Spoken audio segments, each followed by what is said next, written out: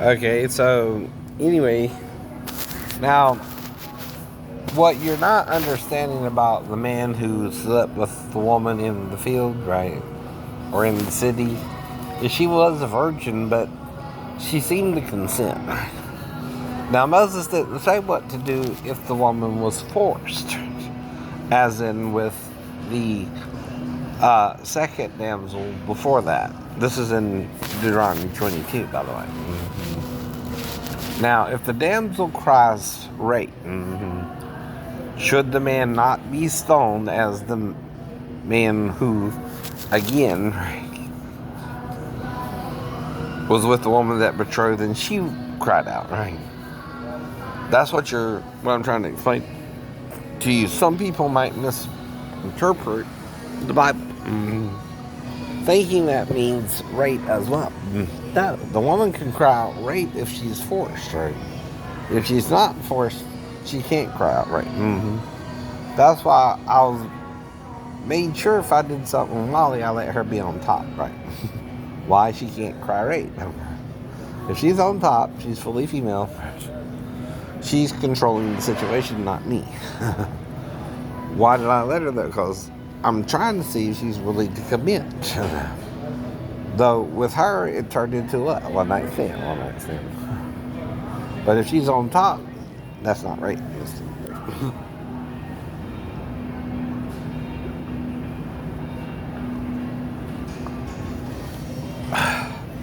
And that's why I made sure if we did something, she was on top. And if she comes back, she's got to be on top. Why? Because I don't want her to cry rape.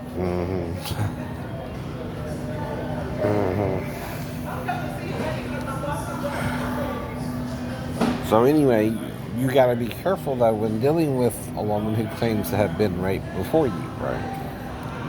All right? You can't say she wasn't either. You're not doing that. But you're trying to let her control the situation. Like, for instance, Gabrielle Union was raped by a male violently who had a pistol and even pistol whipped her, right? And that's kind of the problem there, right? So with the woman in that situation, you got to let her control it. Whatever position she wants, what you do. And it's better to let them control it, right? Than you, Dwayne. Well, I mean, I don't know, Gabrielle, and it's not the point about that.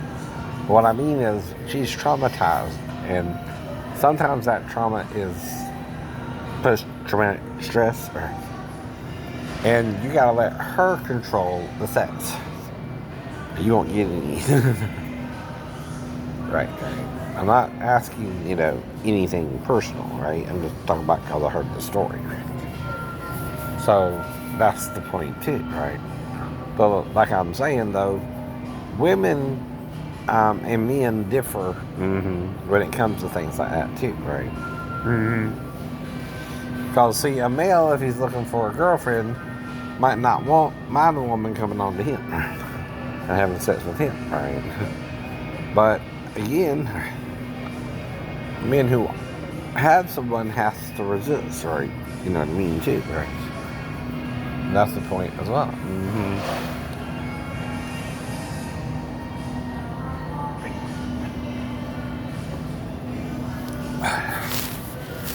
Like one time I'm walking through the Savannah Mall and I buy this girl a watch. She's working at one of the stores, but she didn't want to receive it because I'm just being nice. I'm going to see if I can be nice to her, right? Well, she didn't want it, so I just told her, well, I done bought it, put it back on the shelf. And again, that's so I don't, push the situation, but, I was kind of seeing if she could accept the gift. All that was about. But, again, I'm just walking through the mall, right? As far as I know, anyway. So, I'm not trying to make an issue, but I've been walking through a while and I've been seeing her for a little bit, so I'm trying to make sure she understands I'm a friend. See, a watch ain't really a gift you give a girlfriend anyway, or a lover or something like that, right? It's kind of a friendly gift, a friendly gesture. Well, the Spirit led me to do that for some reason, right? I don't know. I don't know. Just see that she could receive it, right? And when she didn't, I just told her, well, put it back on the shelf. Don't worry about it. Right? I didn't make it a big deal.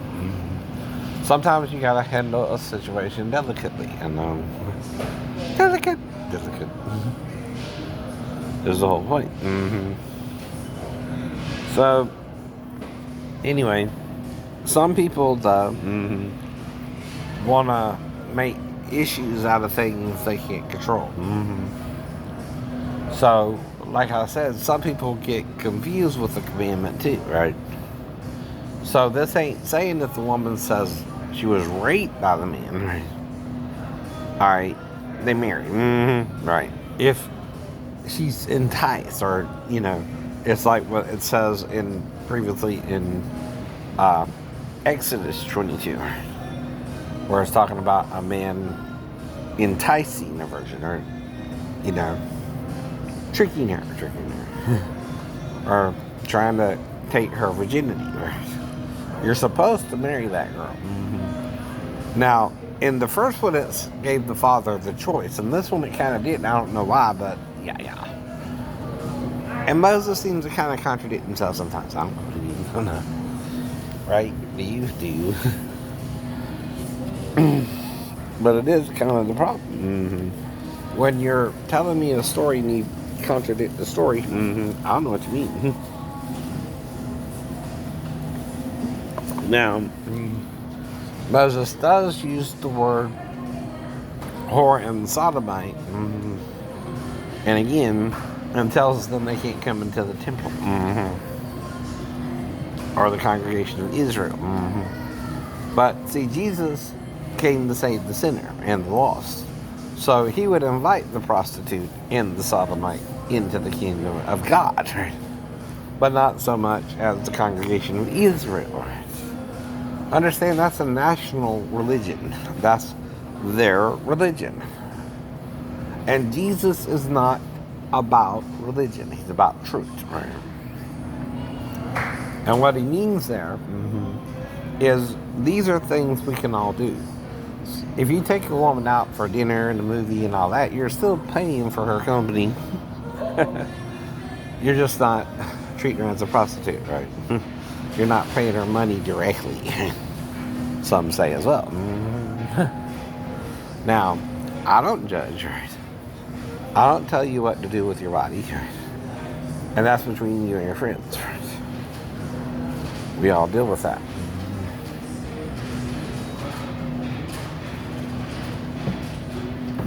So anyway, when you're dealing with people who have different ideas, then you got to talk about how they feel and get to know them, right? That's what I mean too. I don't just try to, talk to people I don't know. I try to get to know them slowly. Though different situations calls for different situations, right? So we're just children on the planet Earth trying to make our way through life. Nothing wrong with that. All right.